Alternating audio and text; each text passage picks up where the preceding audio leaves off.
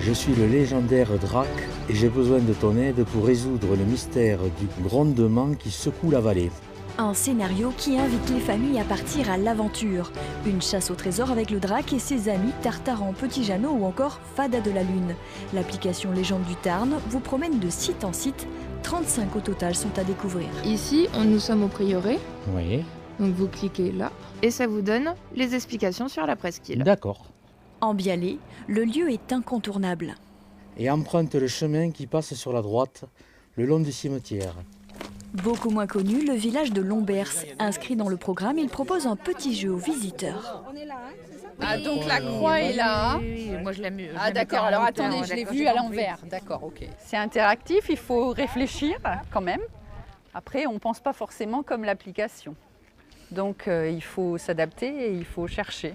Donc là, il faut qu'on continue dans le village et puis voilà, le village est par là.